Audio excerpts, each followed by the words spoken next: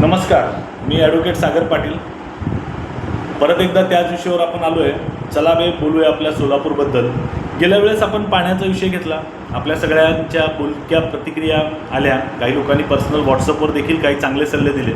त्यामध्ये मुद्द्याचा आणि चांगला सल्ला असा होता की आपल्या सोलापूरकरांना तुम्ही पाणी रोज द्या हे बोलताय आणि त्याच्यासोबत पाणी शुद्धही मिळालं पाहिजे. हाही तेवढा गंभीर आणि महत्त्वाचा विषय आहे. त्याची मी नोंद घेतो आणि त्या पद्धतीने चेंजेस करत राहू. आपल्या सगळ्यांचे खूप खूप परत एकदा आभार की आपण मला गाईड करताय, सल्ले देताय. आजचा विषय आपल्या सोलापूरकरांच्या अत्यंत जिव्हाळ्याचा आणि महत्त्वाचा विषय आहे पाणी, आणि त्याप्रमाणेच महत्त्वाचा आहे निवारा. तर आज आपण सोलापुरातल्या जागेंबद्दल बोलूया. जो घोळ आहे, ज्याचा परिणाम आपल्याला भोगावं लागेल का, हा प्रश्न आपण आपल्या मनाला विचारूया. आपण एक समजून घ्या, आज हे जे बुलडोजर्स चाललेले आहेत, आपण बघतो ते दिल्लीमध्ये चाललेले आहेत. ओके, घरं पाडण्याचा उद्योग आहे. लीगल जे त्रुटी आहेत, ज्या डिमेरिट्स आहेत, त्या बेसिसवरती हे सगळे घरं आलेले आहेत. मुंबईमध्ये देखील ते चालू आहे, हे आपल्याला माहीत असेल. सोलापूरकर म्हणून काय, तर आपण सगळे आता जागे व्हायला पाहिजे. आपल्या सोलापुरात बऱ्याचशा जागा हे महानगरपालिकेकडे नोंद नाही आहे. तुमचे वडील नाम हे माहीत असेल, कदाचित तुमचे मित्र आहेत, तुमचे जवळचे जे लोक आहेत, नातेवाईक आहेत, यांच्याशी एकदा चर्चा करा आणि समजून घ्या. बऱ्याच जागा सोलापुरात ह्या नोटरीवरती खरेदी विक्री झालेल्या आहेत, त्याची कुठंच नोंद नाही आहे. ॲक्च्युअल महानगरपालिकेने हे नोंद करून घेतली तर काय फायदा होईल की यातून रेव्हेन्यू जो आहे तो वाढेल सोलापूर महानगरपालिकेला, महाराष्ट्र गव्हर्नमेंटला, आणि त्याच्यासोबत टॅक्स प्रणालीमध्ये त्या सगळ्या गोष्टी येतील. तुम्ही जे घेताय ते कायदेशीर प्रमाणे तुमचं टॅक्स घेतलं जाईल. कारण तिथं त्या सगळ्या ज्या घरांवर मीटर आहेत, तिथं पाणी त्या लोकांनी प्रोव्हाइड केलेलं आहे, सगळं केलेलं आहे, पण रजिस्ट्रेशन नाही आहे. हे फार घातक गोष्ट आहे. कारण एखादी गोष्ट तुमच्या नावावरच नाही आहे, ही फार अडचणीची गोष्ट आहे.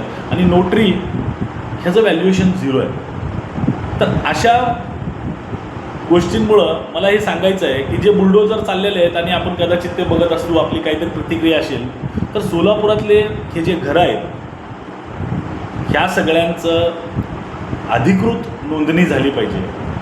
ह्यातला एकदम जवळचा अत्यंत जिव्हाळ्याचा विषय जो मला माहीत आहे आणि तो मजेशीर आहे, ज्यासाठी मी माझ्या आयुष्याचे 8-9 वर्ष घातले आणि मी बऱ्याच वेळेस त्यावर बोलतो, जुनी मिलचा विषय. जुनी मिलमध्ये देखील खरेदी व्यवहारच झालेले नाही आहे, किंवा ज्यांच्याकडे खरेदी खातं आहेत त्या जागेच्या नोंदीच नाही आहेत. हे मला कळतं आहे, हे प्रशासनाला कळत नाही का, ह्या महानगरपालिकेच्या अधिकाऱ्यांना कळत नाही आहे का, ह्या सिस्टीमला कळत नाही आहे का? ह्या सिस्टीमला सगळं कळतं आहे. पण चोर चोर चोर मसेरे भाऊ असं हिंदीमध्ये म्हण आहे. हां, तर तशीच काहीतरी पद्धत तिथं अवलंबली जाते आहे आणि एक घातक आहे. सोलापूरकरांनी एक मागणी उचलायला पाहिजे. जसं आपण पाण्याचं बोललो तसं मी तुम्हाला सांगतो, ह्याच्यावर तुमच्या प्रतिक्रिया द्या.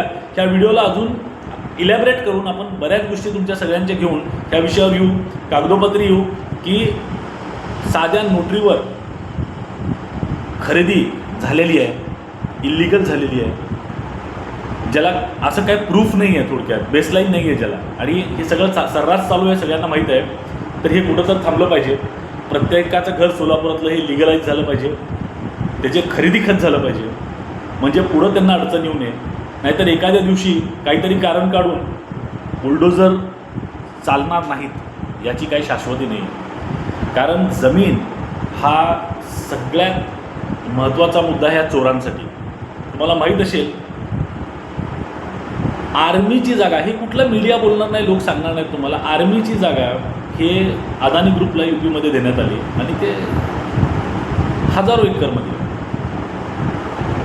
एका दिवसात आज दिल्लीमध्ये बुलडोजर चाललेले 40-50 वर्षाचे लोक राहतात तिथं. त्यांच्याकडेही काही असंच असणार, तुमच्यासारखंच ते राहत होते तिथं 40-50 वर्ष. कोण त्यांना विचारलं नाही आहे. आणि आता त्यांचे घर म्हणजे तुमच्या आयुष्यभराची कमाई आहे, ते मिनिटामध्ये उद्ध्वस्त केले चाललेले आहेत. असे सोलापूरमध्ये जर बुलडोजर फिरायला लागले तर फार अवघड होईल. एवढीच विनंती आहे, सावध व्हा आणि याच्यावरती बोला. आणि सगळ्या घरांची जी नोंदणी आहे हे झाली पाहिजे सोलापुरात. ह्या मागणीसोबत आजचा व्हिडिओ. खूप खूप धन्यवाद. Thank you so much.